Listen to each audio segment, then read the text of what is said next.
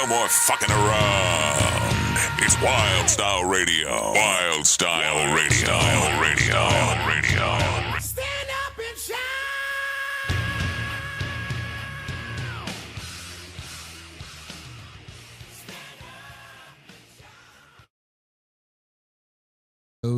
In Manassas, Virginia, part of the Wild Style Network.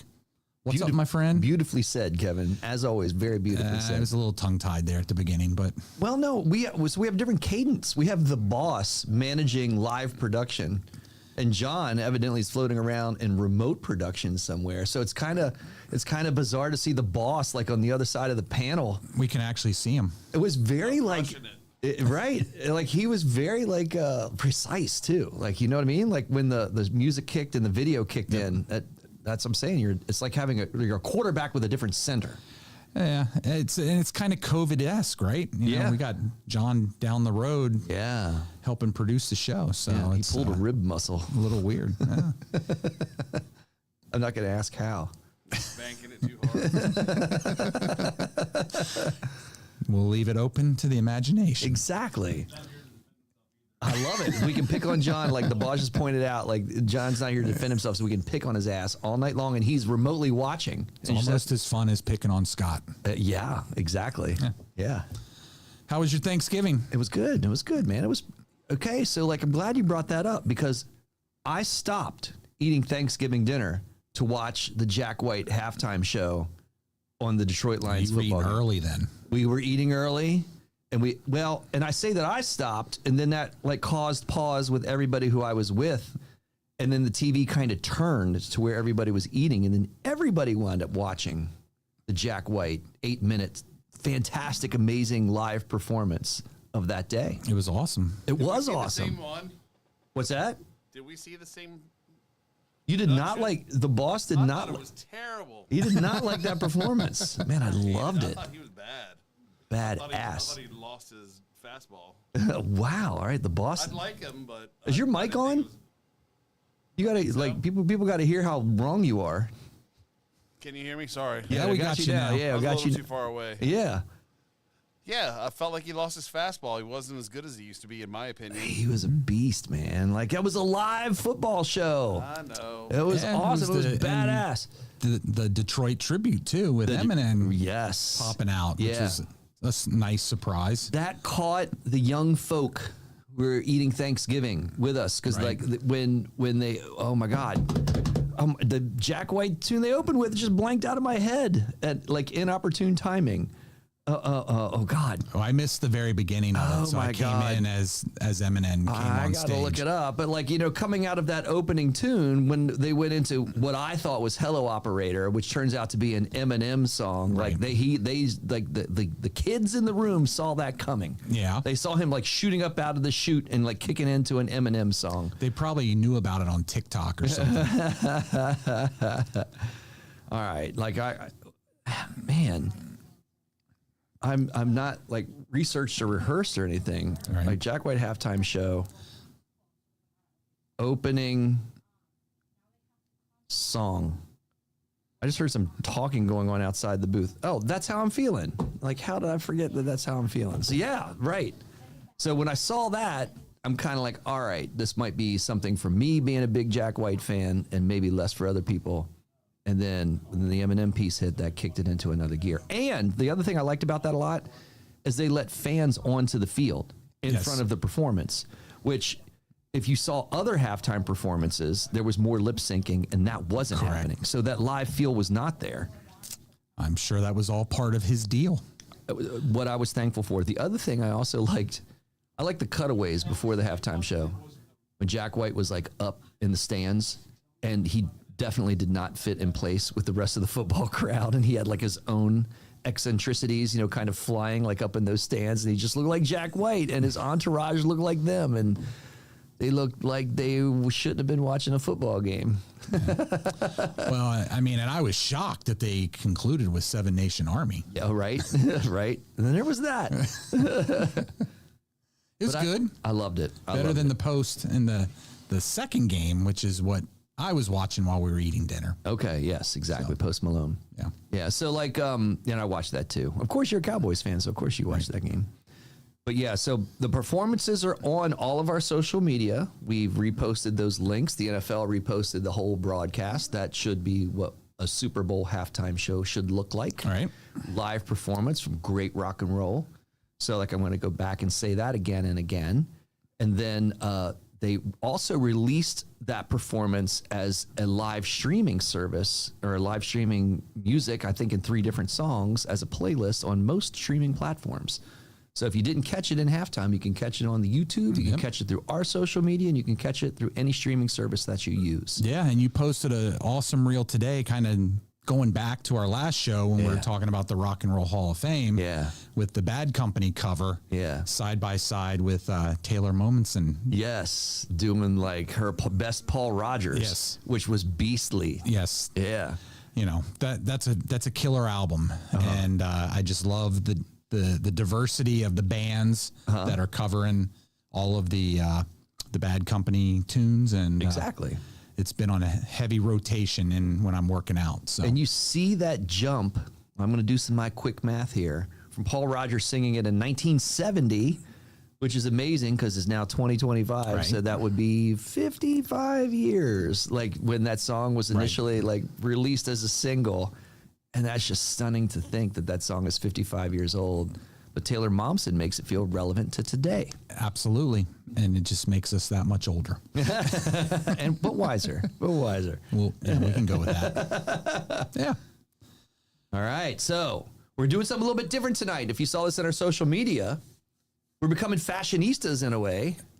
Sure. So we're like one topic that I think that we've kind of bounced in and around, but never really dove into deeply was, we get into apparel here. We're always dressed for the show in whatever concert gear that we feel is appropriate because concert gear is the thing. And I think what I feel, it's become less of a thing for better or for worse because of social media. Why do you think that? I feel that it was really important, and I think the 3 of us, and maybe John, if he's listening to remotely, it was important in the day to have your concert swag without social media or without even the internet, because that was the way you displayed you were at the show. Got it. Because there was no way, there was no cell phone to even call somebody, even forget about social media. But if you had the flip phone, you probably weren't calling someone inside of a show to let them know that you were there. And there's no way to publicly broadcast it then too, right? So I know that, like, I think it was a thing for all of us when we were younger and we were in school and we did a lot of shows even when we were in high school. It was really important to show up the next day in your shirt.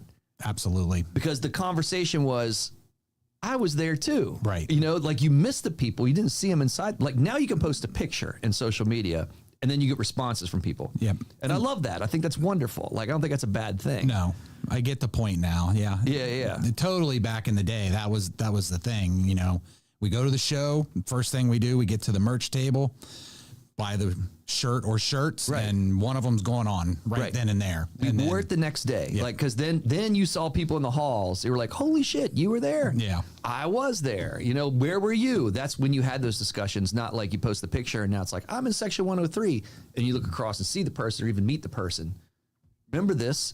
So we worked in restaurants when we were younger, and we had to wear white shirts with bow ties. And so at least I know that I repeatedly made the move to wear a black t-shirt, concert shirt, underneath the white button-up shirt so you could display your concert shirt as you were working. As you were working. I'm sure that pissed off some managers, but we all did that. Because I was part of it. Yeah. You could proudly display your love of the night through the concert. I still feel like that's important. I still feel that we know this when we go to M3 or we go to a rock festival, we go to whatever rock show. If we're displaying swag, people randomly come up and say, like, I was at that tour. Absolutely. Yeah. Which was the fun part when we went to Metallica at Virginia Tech, because I took the opportunity to wear my Dave Mustaine shirt. Yes. That said Mustaine wrote them all. Yes. And just to kind of see how people were going to react to it. And got it was a conversation starter in a number of instances where people are like, I love that shirt. And, you know, some people you could tell they didn't like it just by the way they were looking at you. But Right. But yeah, it's like, oh yeah, he. Yeah. So yeah, It's a Too bad part. you couldn't have had that 30 years ago so you could pick up chicks with it before you got married. That's a good point. Like, I don't know if that ever worked. I don't know if you would ever pick up chicks with the right concert shirt. But That's what I'm saying. If he'd had that concert shirt, then maybe he would have picked them up back then. Maybe. Now it's too late to use that because it was a good conversation starter. Well, Back in the day, it used to be, can I bum a cigarette, even though we didn't smoke? there weren't many women talking to me about that shirt. No. Touche. So yeah, so like I feel this is it's the uniform, so to speak, not to just look like Beavis and Butthead every show that we do. Sure. But it does communicate like all of these great live events that we've been fortunate enough to kind of see and come across. So, And that too, and it's interesting, right? You see a lot of the younger generation wearing some of the same bands that we're into. Yeah. And when you talk to them about it, they're like, "Oh, that was my dad's shirt." Yep, exactly. And so, my child. So like, there's a lot of this. Like, I'm sure that we're going to continue to talk about. Wanted to raid my bank of shirts, and my take on this, it's like, some people are like this. If you run a road race, right? Like, you got to earn the shirt. Like, no. So like, my answer was a hard no, right? Because I earned the shirt. Like, I went to the show. Like, I have that memory, and that shirt is tied to that memory, and like, hell no. Like, Also, you're the only psychopath that still fits into his shirts from high school. I do. Even my brother doesn't fit into his own stuff. He's skinny as a beanpole.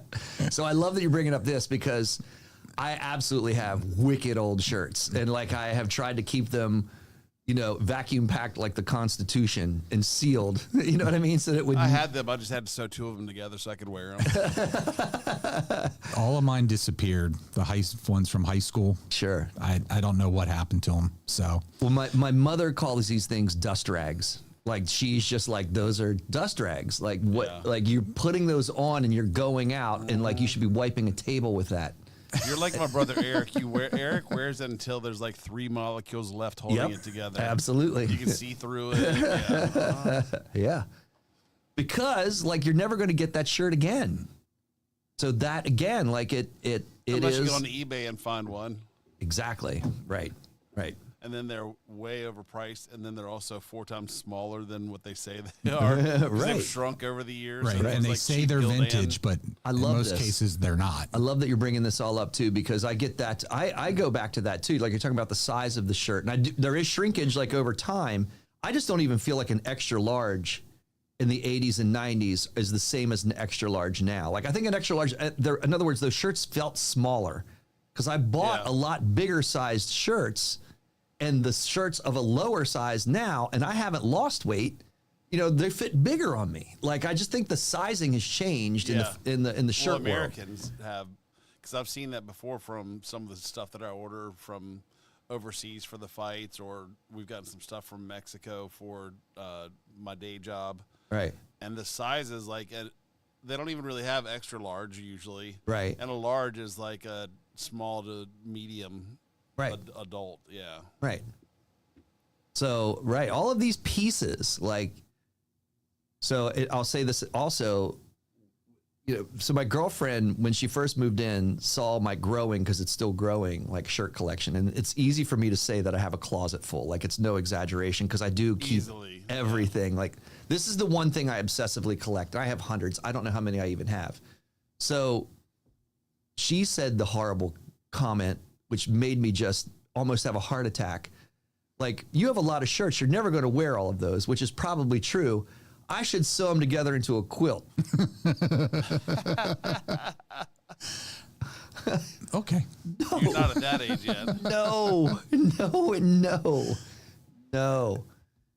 So, yeah. So I still have these shirts, and hell yeah, I still wear them. And like, that's what I love about this venue, is like, I get the opportunity to wear a hell of a lot of great concert swag. Yes. All right. So that's our discussion today. So Kevin and I think Mr. Salisbury here also is going to jump in. We picked, in a bottoms up format, some of our 10 favorite concert shirts, and it's going to be interesting to see what we've come up with and the reasons why we've come up with them. what like drove you, because I have a feeling I was mixed on what drove a great concert shirt. Right. There's a lot of variables in there. We can have that discussion along the way. Yeah, so I mean, and there's probably going to be some crossover, would be my guess. It always is. Yeah, I'm always so, pleasantly surprised with that. Sometimes I feel like we're going to like just completely disagree, and then that goes the opposite direction. We can wind up completely agreeing on a lot of things. Yeah, and John's got some stuff queued up for us, you know, that'll add to the discussion. But yeah, so He just queued up a Hollywood Reporter headline that says, "Would you pay $27,000 for a concert shirt?" mm-hmm. And there's some, I'm doing the little bit of research I got to do for this. It's interesting, and he's got a list of the top 10 band shirts that have the best resale value. And number 1 is Nirvana. And so looking into that, and you know, and granted, they weren't around for a long period of time. Right. They didn't do a lot of touring. Right. But apparently the tour shirts from the Heart-Shaped Box tour go for as much as $5,000 and up. Damn, on I did eBay. not know that. Yeah. Well, you know what? Also, like, I'm sure we're going to talk about this too, or we're going to talk about it right now, I guess, because I'm bringing it up.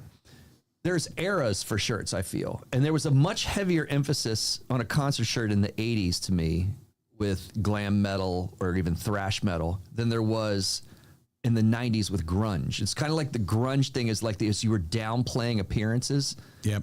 Those bands didn't sell as many shirts. Well, you know, and back in, you know, when we were in high school, and I think it's still the case, it's probably even more the case now, right? Because the, you know, bands tried to get signed to a record deal that everybody assumed, oh, now they've made it. You know, they're on Atlantic Records, they're on whatever, Warner Brothers. And all that really facilitated was the recording of the records and marketing of the band and the touring, but they still got very little in terms of royalties. Yes. So the T-shirts at the concerts, that was 100% theirs. Right, right. So, you know, I think a lot of the bands that we grew up going to see, and even to this day, that's how they're making their income. A decent amount of income. Not a lot, but you know. Right. So yeah, I mean, I think that was key when we were in high school, because like you said, you weren't putting stuff on social media. If you were getting airplay on MTV, people knew about you. Right. Otherwise, you know, you're marketing yourself through the shirt. Right. Absolutely. All right. Well, you want to share what we have? Sure. Some personal shirts. You want me to kick off? You want to kick off? Well, I'll go ahead and start. All right. I like this. And I don't know that they're all necessarily ranked from 1 to 10. We don't have to own the shirt. I do have mine in a bottoms up order, so I'll warn you. Okay. All right. But I'm not necessarily in love with it because I feel like my mood could change. Sure. Even as we speak. Yeah. And so, yeah, I've got a couple that, you know, I don't physically own the shirt. And that's fair. You know, but $27,000 shirt. Yep. So number 10 on my list, and it's a little bit of a tweak from what I sent to John initially. You got the picture in my list, but yes, it's GNR. Oh, that's a great shirt. And I love that you brought this one up. This is a great shirt. I'm expecting that it might have been what you have. Yes. So, you know, I think the stuff that they put out in the early days was fantastic. The Appetite for Destruction logos, this stuff, which is part of the original Appetite for Destruction that they couldn't release, ended up on some of their shirts. And, you know, we had the tapestry or the poster in our apartment in college. And, you know, I think it just completely portrayed their image and what made them the band that they were in the late 80s, early 90s. Absolutely. So like, I think what you're hitting at is what I feel like I hit it in a lot of my shirts is it goes to the art that goes, you know, the visual art that actually happens to go with the music when the band releases an album. And that's part of the concept of the album. So I totally agree. Like the artwork for Appetite for Destruction, I think was just as much a big of a part of this as a success for it as its sound, right? Like landmark album, right? Landmark sound for sure. And the songs, of course, are the number one priority and they drive everything. But the artwork, and I can't remember the name of the artist that came up with Robert Williams. Robert Williams, exactly. With that photograph, which was the original cover, and it's graphic, it's sexually violent, so that leads to controversy with it. Right. You know, but I think that's also still makes it great art. And I'm 1,000% with you. So like, I think it's a great call, and all of the artwork, just even up to the cross and the skulls of the band, you know, that do that and bring that up, right? That makes that a part of, man, you got more Guns N' Roses. So is this a part of your top 10? It is. Oh, okay. They were my number 10. They were number 10. Okay. So what, yeah. Okay. Excellent. Yeah. So yeah, this is one of the ones I still have. Sure. And yeah. All right. All right. I'm with you. All right. All right. So speaking of that, the artwork that goes, so like I see you got a Maiden shirt on. My number 10 was the classic. To me, this is a classic shirt. I went like all out classic on that. And this is, you know, newer from a newer tour. So this is from a 2017, the Book of Souls tour. And it's the Iron Maiden Eddie logo from the Killers album. I think that this logo and this stylish shirt has been done with Maiden over many tours. Sure. So there's a lot of these out there, and it's iconic, right? And this was the one that, like, I remember Selena Gomez was you know, like, you're bringing other people and younger people like wanting to wear these shirts.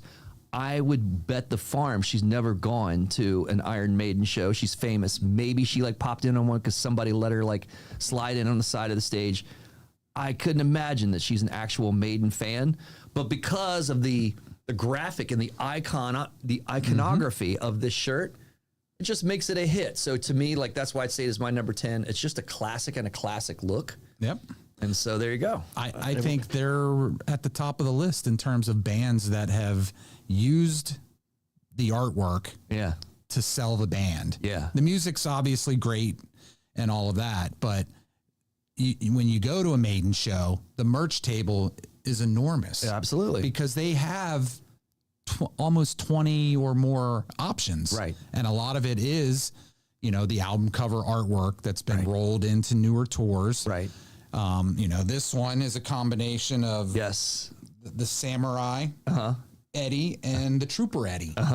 And from, I think, the most recent tour that we went to. And I think we're going to see it again this summer because they're doing a 50-year anniversary version of the tour. Sure. Where they're only playing stuff from the first album up through Fear of the Dark. Right. So it's all going to be rolled in there, and you're going to have the Aces High, you're going to have the Trooper. Love Aces High, all of those shirts are going to be available. So The other thing too that I'll give Maiden is it's reasonably priced. Not that it's cheap, right? Like a concert shirt, like in terms of the cost of a concert shirt, that could really run up there, right? You can get like a $70, $80 shirt, which you kind of think it's crazy. They don't do that. They don't run up They keep it low at a middle range, right? Like at a fair range. And so like, so their credit, then they sell a lot of shirts, and then they sell a lot of advertising for even having a shirt, right? Then other people think, well, you know, I see it on that guy, I want one too. Sure. So I think it's a great strategy for Maiden, and so that's why it came to mind as like one of the first bands in an iconic shirt look. First place I went. Okay. All right. My number 9. All right. Ween. I knew it. Right. So like I had to do with a little Ween. Okay, so I'm gonna pivot here a little bit. This is from a 2017 tour that they did. Wasn't necessarily off a specific album. This, what I like about, like, okay, of course, like Ween in a lot of trippy kind of way. There's a lot happening in with a Ween logo. And then with the banner across the bottom, it's hard to make out, but it just simply states, do you know who you're fucking with? Which could be, there's shirts that drop the F word, and some of them are not so subtle, but this one's subtle. Right. So like I've wore this around people that didn't know that there was a subtle dig, or even all the subtleties that Ween threw in their trippy kind of way for their Stallion picture. So the Stallion is one of their big songs. And I'm going to go to the third piece, which is also important for me. It's the fabric. So it's got the great tri-blend feel. And so like the problem with like some of those Maiden shirts, which are thick, heavy duty cotton, is you get the nipple chafing with this puppy, man. Your nipples are happy in this shirt.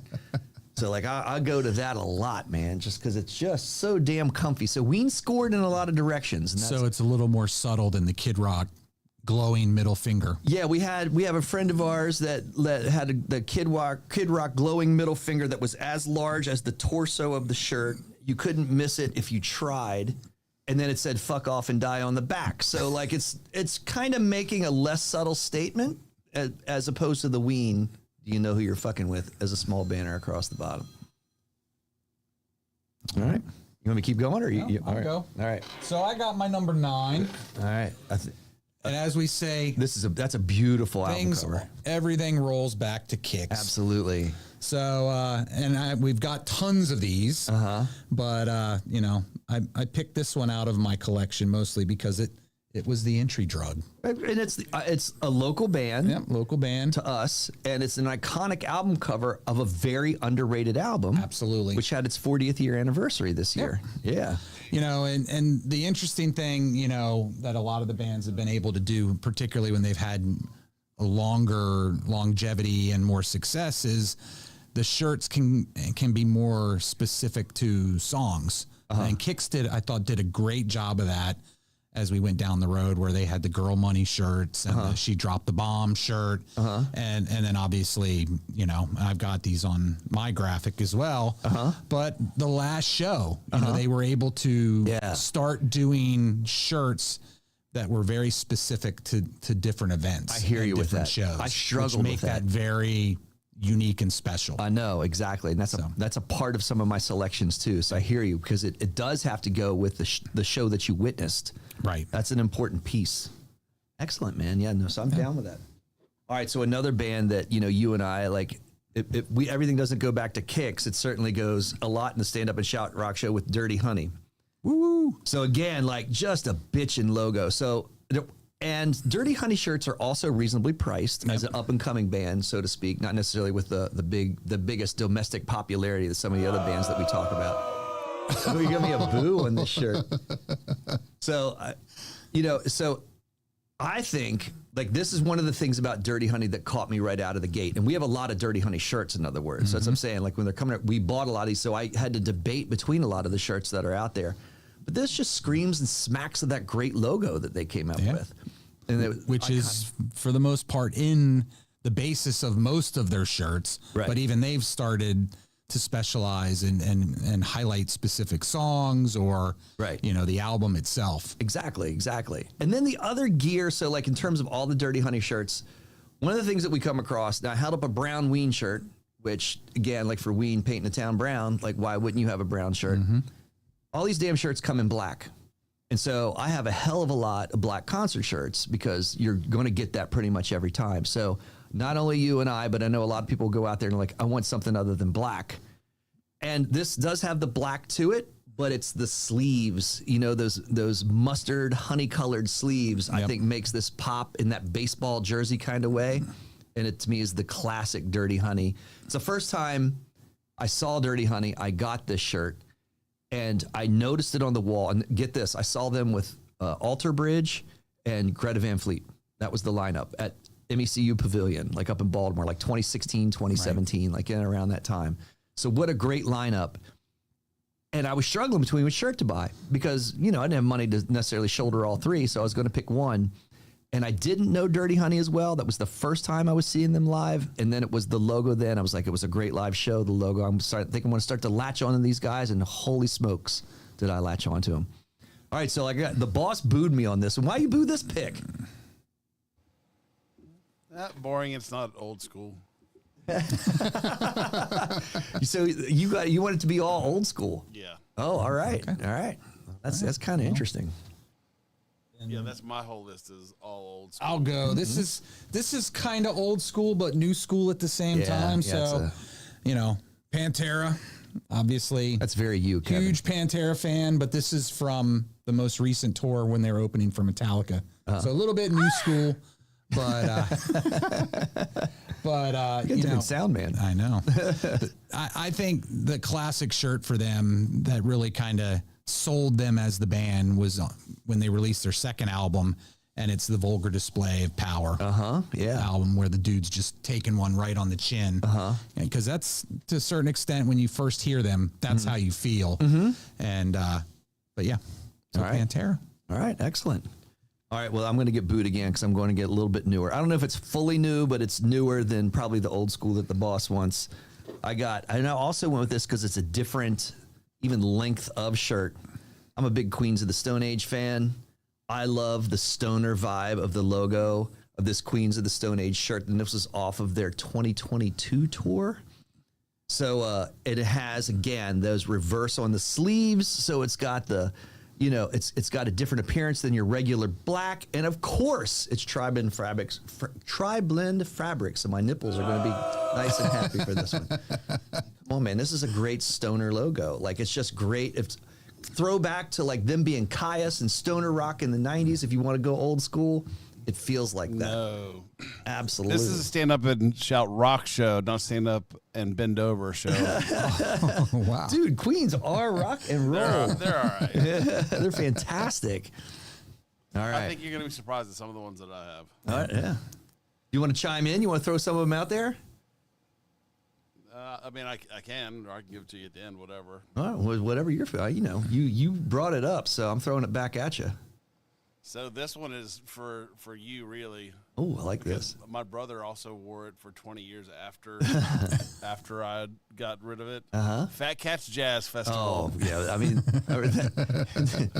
wait a minute. So, like, you just chastised me for the stand up and shout rock show, and you throw out a jazz shirt? That's really an honorable mention, just because my brother wore it until there's 3 molecules left, and that's from when we worked at the Hayloft. I have a Fat Cats Jazz shirt. I still have one. I figured you did. Yeah, absolutely. It's red and gold, right? It's red with a gold red, logo. yep. I have that one.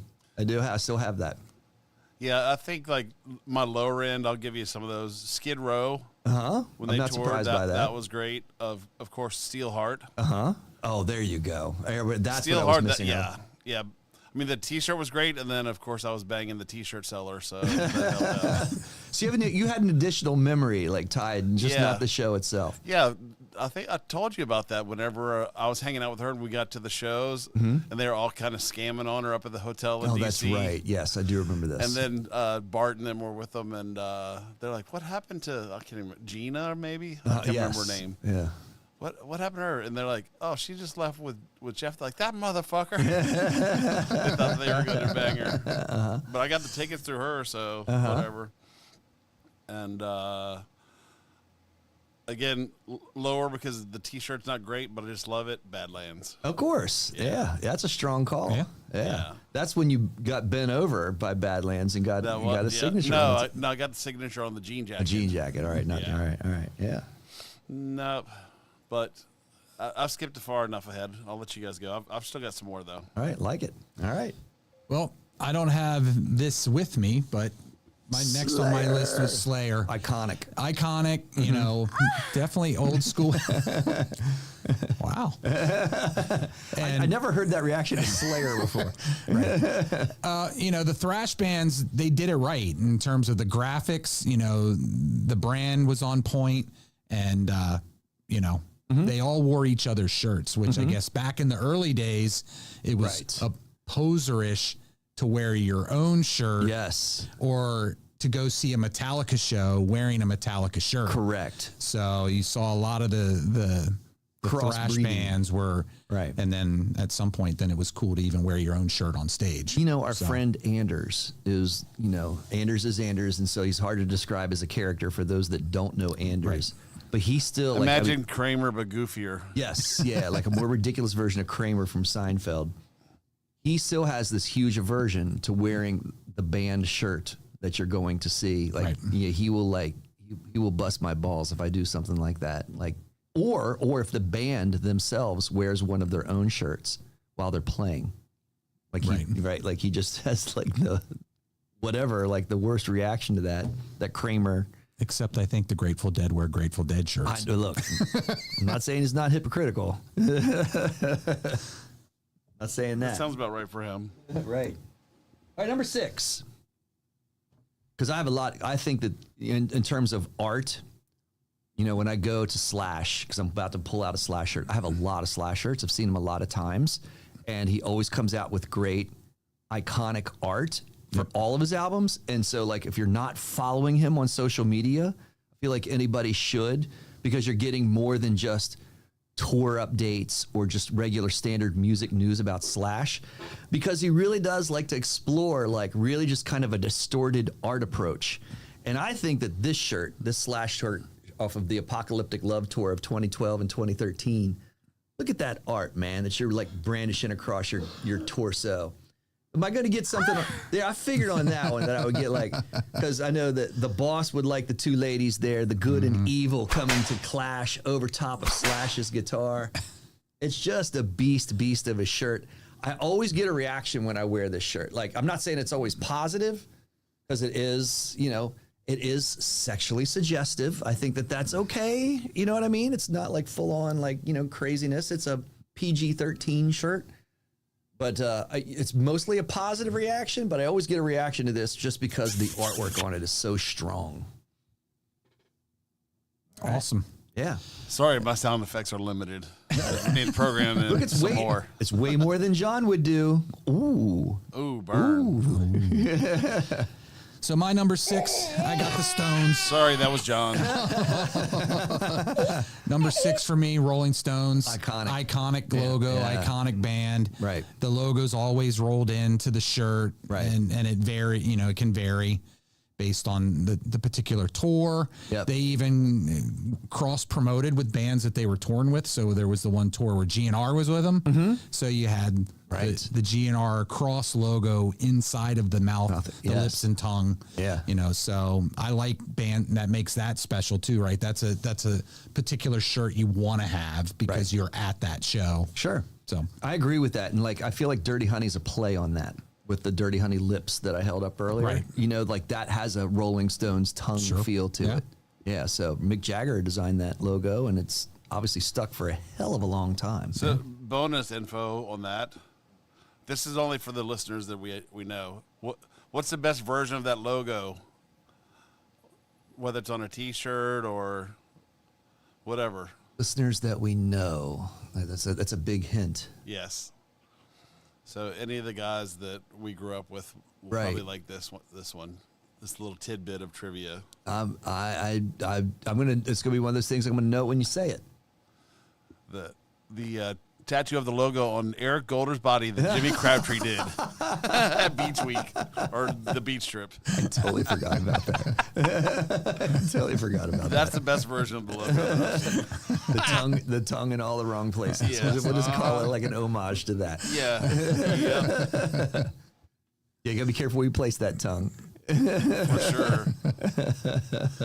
Especially, remember Lydia Chlamydia? Yes, of Lydia? Of course. Absolutely. Sorry, that went off the rails for people who don't. I appreciate didn't that. grow up with us. It's amazing what the tongue brings out in people. Yeah. All right, number 5. We at number 5? Yep. All right, so number 5, Fishbone. All right, so because my thing is, I don't know if this is the best Fishbone shirt. And, I got people around me who are accessibility specialists and like readability. And this is one of the, not necessarily like the strong, wow, I'm surprised about that. So normally this is a black shirt with a white Fishbone logo. But like I had to hold up a Fishbone shirt because I think they're almost more known for their logo than anything else, right? And people wearing these shirts, especially in like 80s and 90s movies. And I go right to John Cusack in Better Off Dead, with a Fishbone shirt, like through a lot of that movie. So like just that in itself, like when people see this, and I mean, I saw like a documentary on them and they were talking about the design of this logo, and it was just basically made from like shitty and kind of poor computer graphics from the 80s. And it was the best they could do to kind of like stylize a logo. But like if there's anything that's going to be a legacy of this band, which should be their music, this is going to like live along with it, right? So I still see this on a lot of people, maybe a little bit older, that are like proud to throw on that logo, not even like listening that much to the band. So half the people don't even know what the logo is from. Right, exactly. But they're wearing the shirt. Yeah. Right. It's almost like awesome. Right, like it's like a beach or a food logo It's or like something. wearing a Ramones shirt or the Sam Hain or Danzig logo. Yes, exactly. You see a lot of people wearing that, and you're like, Or Misfits. Misfits, yeah. Yep. All right, number 5 for me, Foo Fighters. That's a strong shirt. I think, they do a really good job. A lot of their shirts are very specific to the different shows. Yeah. I think the artwork is phenomenal. I mean, and they've got some that it's just, the FF logo or different things, but they do make a lot of shirts, a lot of variations. A ton of shirts. And, good call. Yeah. A good call. I'm not gonna Not going to disagree. In fact, I might like have, somebody further down my list. I'm sure. Like with one of those wares. All right, Kevin, I got to go to this one. I bought this aftermarket after the show because we had to have it. This is my number 4. And this is the Metallica shirt that I broke out, which is specific to the May 7th Lane Stadium show, the first time they ever played Lane Stadium. Chef's kiss. Like, first of all, every Metallica show that shirt that I've ever seen has a skull in it, right? Yep. So, like, of course, this still has the skull in it, but it's the most probably muted skull shirt from Metallica that I've ever seen. But of course, man, it's got the Hokey bird on it. So, like, it's two things that we love combined in a shirt at a show that we love. Like, how could you not love this shirt? Absolutely. Right. And it's sold out in the blink of an eye. It did sell out. Like I said, that's why I bought it aftermarket, because I'm like, this I just got to have because it's localized, like you were bringing up. And that, to me, like, I guess that's the question. Like, some people like on the back, I got a localized tour date, but some people like the list of tour dates, right? Mm-hmm. So like that even marks like the breadth of the tour. And so that's to me, a deciding variable sometimes. Sure. What's on the back as well as what's on the front. Yeah. When you see those shirts. Definitely want to have the dates on it is usually what I'm looking for in addition to the artwork that's on the front of the shirt. Sure. Yeah. Yeah. So there we go. It's my number 4. Right. Number 4 for me, you can go either way with them. It's White Zombie or Rob Zombie. Right. The artwork, the horror effects of everything that he does is just phenomenal. The graphics are always great. And, now we got it up on the screen. So, the one on the left is Rob's from his solo tour. One on the right is from the Astro Creep tour. So I'm totally with you on this artwork. This is basically your version of my Slash shirt. You know what I mean? And of course I love, White Zombie and Rob Zombie also. But of course he's going to come up like Slash with unique art. Like the uniqueness of that art makes that shirt very special. So yeah, nice call. All right, my number 3. Here we go with my Foo Fighters shirt, Kevin. It is the most comfortable concert shirt that I have, period. Even like a little bit more than you. Oh, wow, I got another one. And that was for you. How comfortable it was. That was my nipples. Yeah. That's the sound of my nipples celebrating this shirt. Yeah. On the back, right? There I am. That's July 6, 2018 at Merriweather Post. Home stadium, so to speak, for Dave. I don't know if that's his true home stadium, but here in D.C., that's his hometown. Yep. So, like, this marks that, and I love putting this on and wearing it because it's just so easy to do. Great 3-hour show with Taylor Hawkins. And I wish I was back there in that pit. I had a great spot, like in the standing general mission right in front of the stage, and I wish I could do it again and again. Right. So I have that great memory tied. Yep. And there's going to be a DC specific Nats Park, DC flavored when they're here this summer. So sure. Looking forward to checking out that swag as well as the show. Right. Yeah. All right, number 3 for me. It may come as a little bit of a surprise.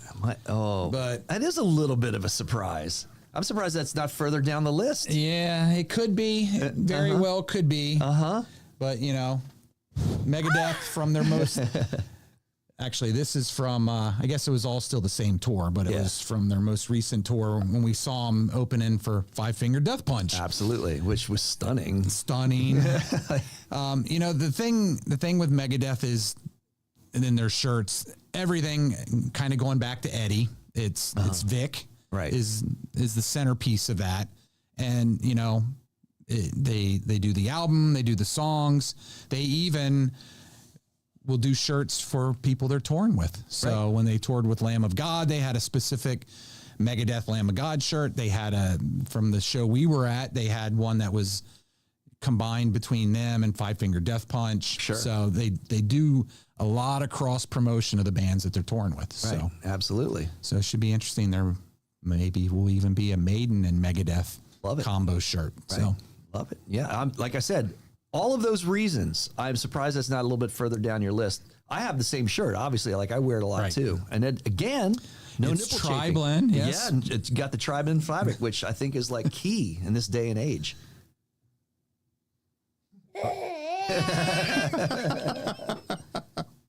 Wonder when that was coming. Number 2, Kevin. Here we go. We're cross-pollinating.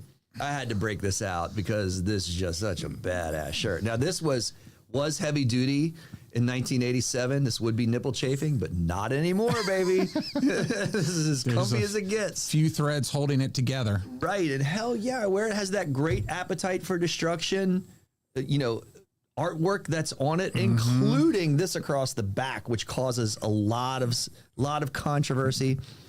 I mean, it alludes again to the sexual violence that is in the artwork of Appetite for Destruction, because that is a part of the messaging of Appetite for Destruction. Not encouraging it, but then also really recognizing the seedy side of it, right? And that was a part of the allure of Guns N' Roses and the danger of Guns N' Roses. So what's the resale value on that puppy? So I was wearing this at the Baltimore Guns N' Roses show. What year was that? Like 2018, 2019? It was post-COVID. So it would have been 2021. Okay. Yeah, it was coming. It would just been close because I was associating around that time. And then a dude walked up to me. Like, I don't know what the resale value of this actually is, but then he looked at me, and especially coming back off the shirt line, so he knew I had another shirt. He goes, "I'll give you $400 cash for that shirt right now." And I was like, hell no. So like, when you see some of these, because John's got some stuff up from afar. What was that? The buzzer. That is a buzzer, right? You gave him the buzzer. Hell no. I did give him the buzzer. So like, he's got a $2,500 shirt, like a Nirvana shirt. I just can't even imagine selling this for $2,500. Yeah. Because I love this shirt. Like, I don't know what that memory would cost me. This was them opening up for Aerosmith at Merriweather Post Pavilion. We were all there. Permanent Vacation or... Yes, I think it was Vacation permanent. Tour. AGP Patrol was invented. I was about to say, we were a little out of control at that show. Yes. And we had a hell of a lot of fun. We did. So, I mean, that is the part of the memories that are tied to this, too. So, there's nothing. I just can't imagine a dollar amount that's going to come at me that would convince me to part with that shirt. You sure? I am pretty sure about that. Looking it up. There's one listed on Etsy for $319. So that dude was close with 400. Yeah. Nothing too earth shattering. Okay. I wouldn't have sold it for $319 or $400. Those are probably knockoffs if it's being sold on Etsy. Interesting. I mean, it even has like the Landover date on it, right? Like it has our Merriweather Post date on it. Got to have that, man, because that was a fun day in life. Yes, it was. Yeah. Absolutely one of the best. All right. Number 2 for me. So there's cross-pollination, but... Oh, there's the skull, baby. Which is, as you mentioned, it's a variation of just about every single one of their shirts. But what, again, they do tend to focus on different tracks, different albums. Have a ton of different options. So, the marketing piece to it, but really the classic is the metal up your ass. Metal up your ass. Absolutely. What a great logo. So do you think that's more shocking than the Guns N' Roses shirt that I just held up? Because I know that there are people that because it's a knife coming out of a toilet. Like it's a literal translation of metal up your ass. Which is kind of, a little stunning for some people. Like, I've seen, negative reactions to that shirt. Well, I'm sure people are easily offended at a lot of stuff. So. I mean, I would probably could see people being more offended at the GNR shirt. Because you have an exposed breast. Yes. Yeah. All right. Yeah. Well, I think that's a strong shirt. It's again, like the Iron Maiden Killer shirt. To me, in terms of Metallica shirts, that's the first thing I think of when I think of a Metallica shirt. Sure. It's the metal up your ass. Oh, yeah. I remember the first time I saw one of those. I'm like, wow, that's an awesome shirt. Because it's shocking. Yeah. Yeah, it's part of that shock value. Yep. Number 1, you ready? Non-nipple chafing. Days of 5. No, I'm just kidding. I had to You do took this. my number 1. That's a great fucking shirt right there.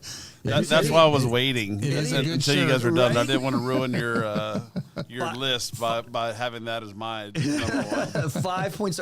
It is not the most comfortable shirt you ever put on next to that Foo Fighters shirt. That's great. Exactly. LIVIN, baby. Days of 5. Just living. I'm kidding. That's not my number 1, but it's honorary mention. I don't know, if we could have local. It's in the honorable mention with Fat Cats Jazz. That's a strong shirt. That is very much a niche shirt, though. Yeah, yeah. Like, not many people would know about Fat Cat's Jasmine. I had one of those too. Yeah, right. All right. So, speaking of red and gold, though, all right, this is my number one. I got to go with Kix's Midnight Dynamite Tour shirt from 1986. Because, man, that is just the band. Exactly. And Kevin mentioned this before. Like, Lou, you mentioned it too. I got signatures down on the bottom.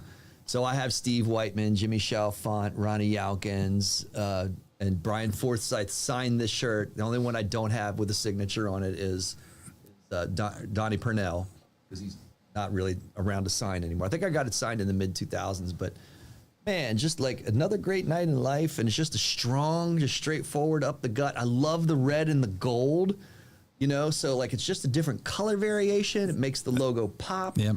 It's a huge selling point these days because Right? anything that isn't black is almost a guaranteed sale. Right, exactly.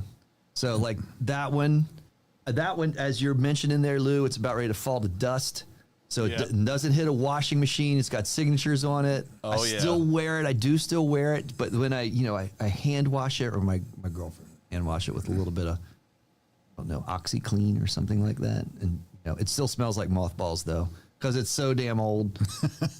I mean, it's coming up. Yeah, that's going to have its 50th anniversary here and very, very soon. But Yes, sir. yes, I love that shirt. So my number one, you've already covered them. They may not be in the Rock and Roll Hall of Fame, but they are in the T-shirt Hall of Fame. You went. So like again, like we're agreeing, but not necessarily on position. Yeah. Yeah. I mean, yep. Do you have a favorite? Like, because of course, going through all the Maiden albums, do you have a favorite Eddie pose? Aces High is one of my favorite shirts, and I have one of those just like that in the green from the Book of Souls tour. Sure. And but it's like 3 sizes too big now, so I can't wear it anymore. Congratulations. That's a nice problem to have. Yes, it is. So maybe that might be the one this summer. I love it. Replace it. I love it. All right. So, and I got to give, we got to talk about this shirt because it's holiday time. How beautiful is this one? That's right. Right on, baby. The Stand Up and Shout Rock Show shirt, which to me, here we go, hold on. Yeah. It fits any live show, man. You're going to any live rock show, everyone's going to be envious of this beautiful shirt that you can put on and display among others. Tri-blend fabric, non-nipple chafing. You're going to enjoy wearing this, and people are going to love you for wearing it. And the ladies are going to notice, as Mr. Salisbury pointed out there a little bit earlier. That's for sure. You don't have to bum cigarettes to talk to them. For sure. And you can get yours by going to getwild.com /stand up and shout. I love it, man. I love it. Holiday time, baby. Get it now. Get it now. Good stocking stuffer. Great stocking stuffer. Yep. All right. So I had to give us, of course, we have our swag too. I had to make mention of that. Absolutely. Got to sell the stuff. Sure. Yeah. So, yeah. Check out those shirts. Get a Stand Up and Shout rock show and wear it to the Salisbury Center. We got some shows coming up here. There we go. December 13th. So next Saturday, Lounge Fly and Evil Empire, a little STP and Rage Against the Machine tribute. Hear nothing but great things about these tribute bands. Yep.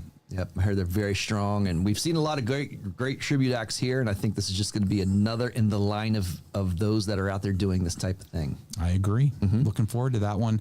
And then Saturday, January 24th, the Retro Rock Revival will be here. So need to get our friend Pete come in and We do need to get Pete back. talk about that Plus, upcoming show. There's something about, because Pete was on our very first show 3 years ago.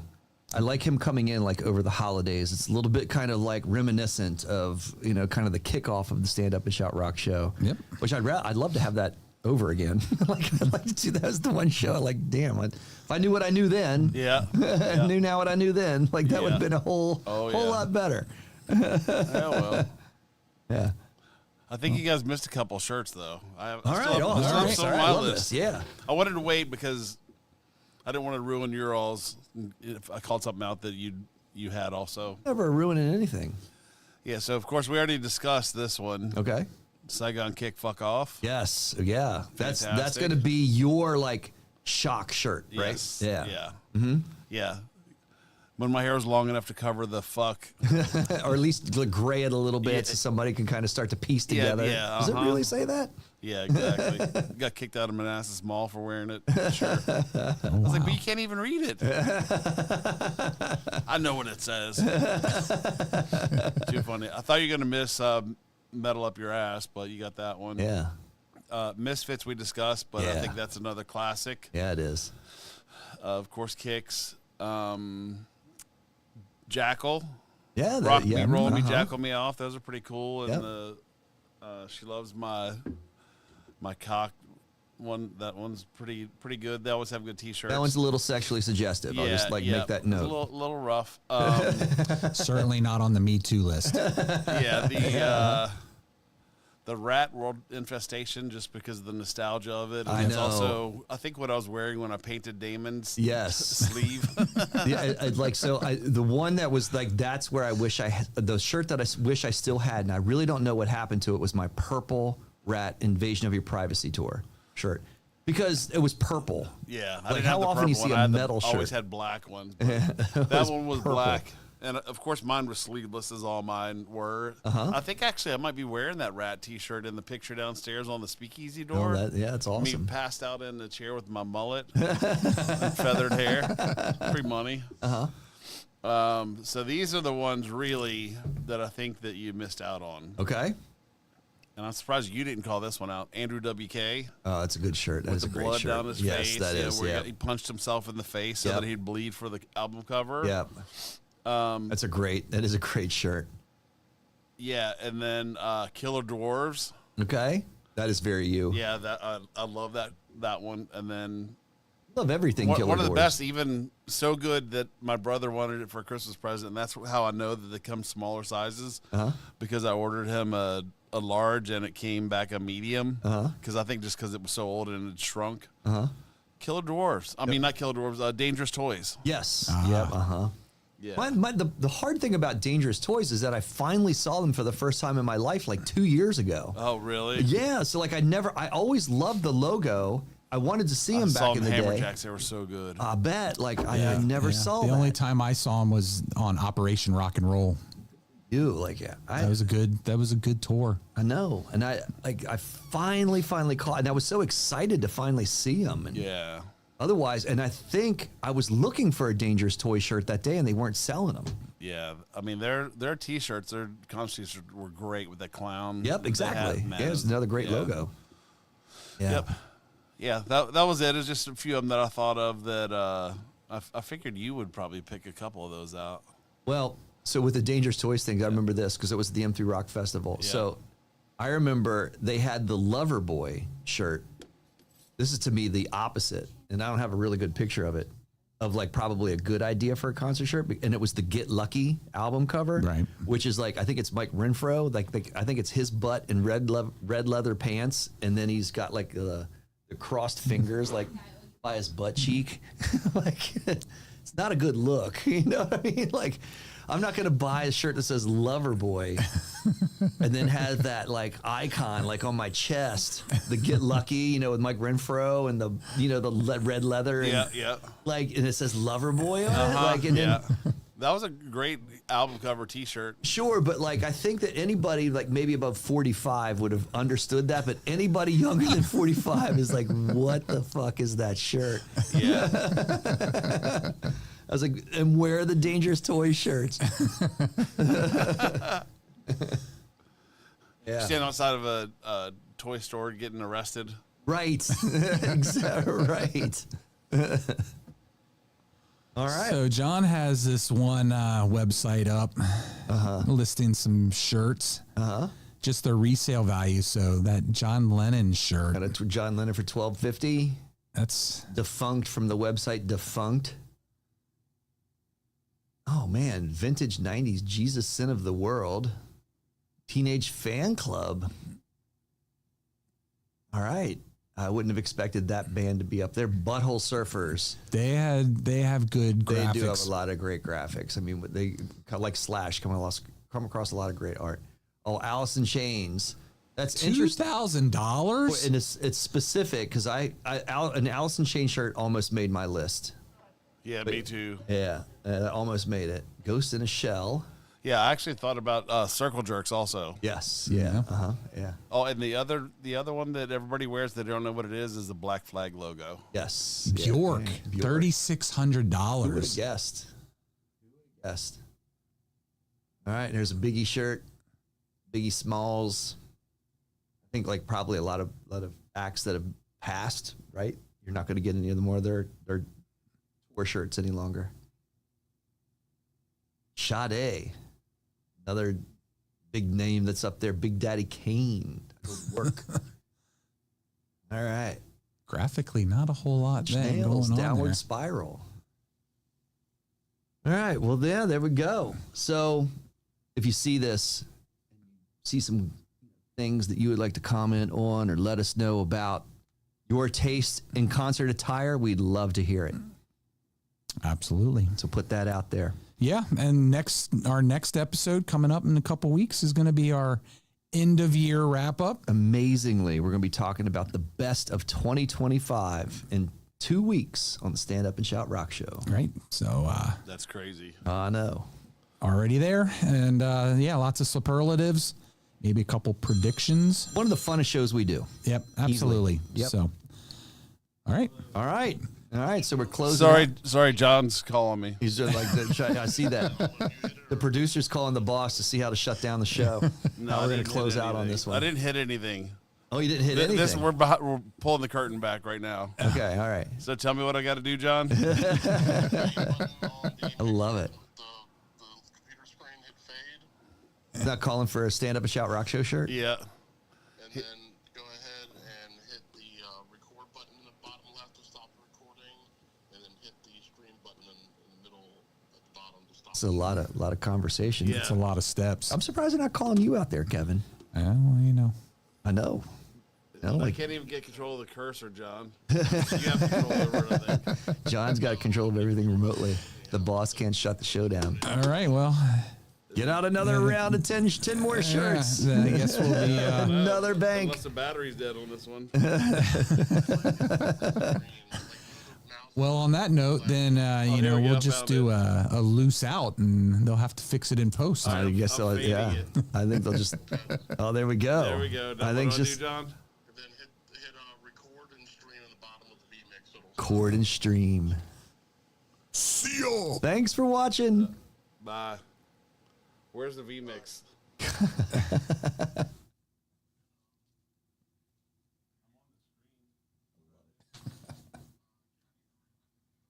Did you see? I thought of you, Kevin. There was on Sirius XM radio. There's dead air radio, and it is only playing. It's playing nothing. It's just straight silence all the time, like 24/7. Why? I don't know, right? Like, because you could just turn off the radio and get silence. You could. You could, but then having a radio on with silence is not going to get silence around you, right? Like, if things bump around you, they're still going to bump. Because it's not really silence. No, exactly. And I don't know if it's just like a bunch of DJs being smartass and they just had extra space on a channel and threw it out as dead air radio. It was still my one of my favorite radio station stories, because at WUVT, they had the whole, I don't know if it's still done this way, but the emergency broadcasting channels. Yeah. So each station, supposedly, it's like a big tree, right? Brother sister stations. So when a